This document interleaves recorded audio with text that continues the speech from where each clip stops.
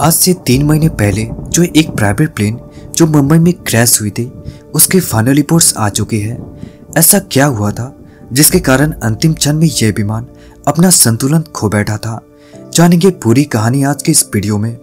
लेकिन कहानी को आगे बढ़ाने से पहले अब ये एक चीज जान लो कि इस लेयरजेट मॉडल की विमान को MiG-21 की तरह ही फ्लाइंग कॉफिन के नाम से जाना जाता है, मतलब कि उड़ता फिरता ताबूत।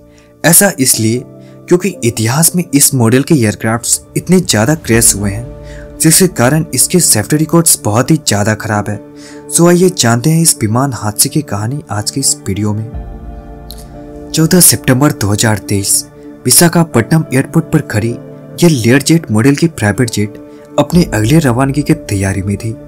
अगर इस फ्लाइट की इंफॉर्मेशन की बात करें तो 2009 में इस जेट को MS वेंचर्स कंपनी के द्वारा खरीदा गया था और 11 अप्रैल 2023 को 1200 घंटे कंप्लीट होने के बाद इस विमान की मेजर सर्विसिंग हुई थी।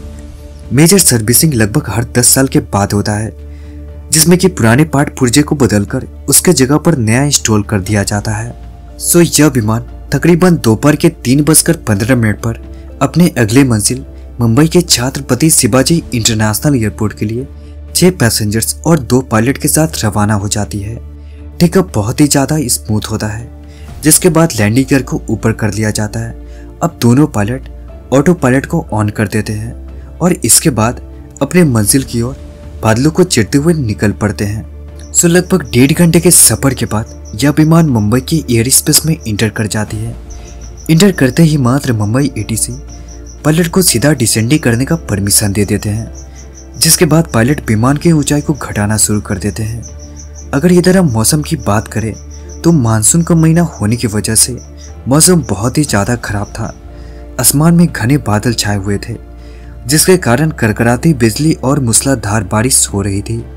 कुछ मिनट की डिसेंडिंग करने के बाद तकरीबन शाम के 5 बजे ATC के द्वारा पायलट को रनवे 27 के लिए फुल लैंडिंग क्लियरेंस मिल जाती है। लेकिन उस दिन बारिश इतना ज़्यादा तेज हो रही थी जिसके कारण विजिबिलिटी बहुत ही ज़्यादा खराब थी। सही से आगे का कुछ भी नहीं दिख रहा था। RBR 1000 मीटर और विजिबिलिटी 800 मीटर ही थी। लेकिन इसके बावजूद भी 5:01 और 33 सेकेंड पर पायलट मुंबई ATC से कहते हैं कि हमें रनवे दिख रहा है, जिसके कारण हम विजुअल लैंडिंग करेंगे, मतलब कि हम सामने देखकर विमान को उतारेंगे। बट इसके बाद पता नहीं क्या होता है कि अचानक से यह विमान अपने आप रनवे से डिविएट होकर राइट डायरेक्शन में मुड़ने लगती है। इधर कॉकपिट में ऑटो पायलट डिस्कनेक्ट हो जाता है, जिसके बाद स्पीड फ्लाइंग स्पीड से बिल्कुल नीचे चली जाती है। अब यह हाइट इतनी ज़्यादा कम थी कि पायलट को विमान को संभालने का मौका ही नहीं मिला, जिसके कारण अंत में रोल करते हुए यह विमान जमीन से इतना जोरदार हिट होती है कि इस विमान के 2 टुकड़े हो जाते हैं। पर ऊपर वाले का उस दिन लाख लाख शुक्र था कि जमीन से इतने जोरदार टकराव होने के बावजूद भी विमान में आग नहीं लगी।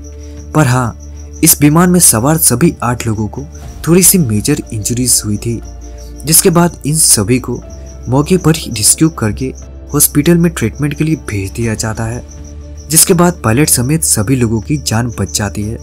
सो गाइस, यही थी कहानी लेयरजेट 45 की। तो चलिए मिलते हैं नेक्स्ट वीडियो में, तब तक के लिए धन्यवाद।